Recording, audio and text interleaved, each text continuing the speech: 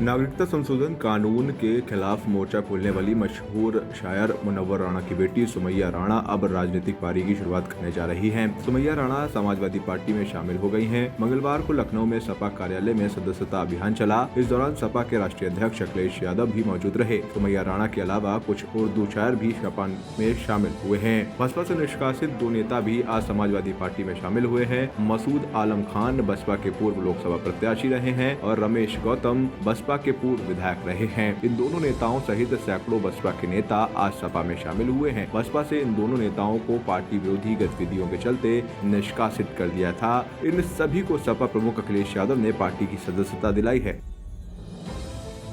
हम लोगों को तमाम मुकदमे हुए CNRC में, अखिलेश यादव जी ने, शिवराज सिंह जी ने उन मुकदमों में लोगों को छुड़ाया, मदद की, माली मदद की, वकील लगाए। तो ये सब कुछ और जो महिलाओं के प्रति जो सम्मान नेताजी का था, वही सम्मान श्री राष्ट्रीय अध्यक्ष अखिलेश यादव जी आगे लेकर के चल रहे हैं। यही चीज़ें हमारे दिलों को छुई हुई हैं। उसकी सबसे बड़ी पहचान ये है कि जब 2012 में सरकार आई थी तो जिस तरह 1090 लाइव शुरू करी गई थी, उसके अलावा महिलाओं के लिए जो हमेशा कदम उठाते रहे हैं, आज सबसे बड़ी मांग अगर उत्तर प्रदेश की कोई है तो वो सिर्फ समाजवादी पार्टी सरकार है। और राष्ट्रीय अध्यक्ष श्री अखिलेश यादव जी CM के पद पर आएंगे, तब महिलाओं के जो हालात हैं इस वक्त, जो 6 बजे के बाद घर से नहीं निकल सकती हैं, उनमें सुधार आएगा। तो मैं सुमैया राणा, क्योंकि मैं CNRC में यहाँ पर मैंने बहुत वक्त दिया, मैं लीड कर रही थी, तो ये मेरा अपना विवेक था कि मैं किस तरीके से राष्ट्रीय अध्यक्ष जी को साथ जाऊँ और पार्टी को मजबूती दूँ। जो मुझसे हो सकेगा वो मैं पार्टी के लिए करूँगी। इस मौके पर अखिलेश ने बीजेपी सरकार पर कई हमले भी किए हैं। उन्होंने हाथरस मामले को लेकर सरकार पर निशाना साधा है, तो वहीं मुजफ्फरनगर दंगों में केस वापसी पर अहम बयान दिया है। अखिलेश यादव ने कहा है कि समाजवादी पार्टी 2022 में चुनाव लड़ने की तैयारी कर रही है। छोटे दलों के साथ गठबंधन किया जाएगा। सरकार लगातार कहती है कि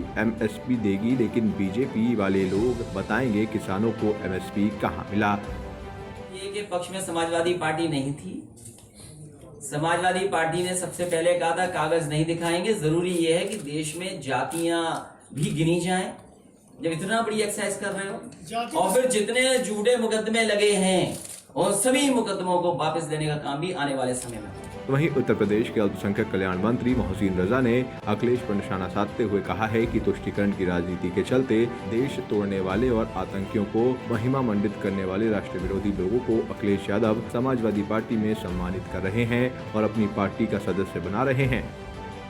आतंकियों को महिमा मंडित करने वाली समाजवादी पार्टी, देश विरोधियों को अपने यहाँ जगह देने वाली समाजवादी पार्टी, आज जिस तरह से उनके राष्ट्रीय अध्यक्ष ने मंच पर एक राष्ट्र विरोधी शायर मुनव्वर राणा की बेटी को ज्वाइन कराया, जो अभी चंद दिन पहले तक देश में और उत्तर प्रदेश में घूम घूम कर देश के कानून के खिलाफ लोगों को भड़का रही थी, लोगों को बाकायदा उकसा रही थी, बवाल करा रही थी, पत्थरबाजियां करा रही थी।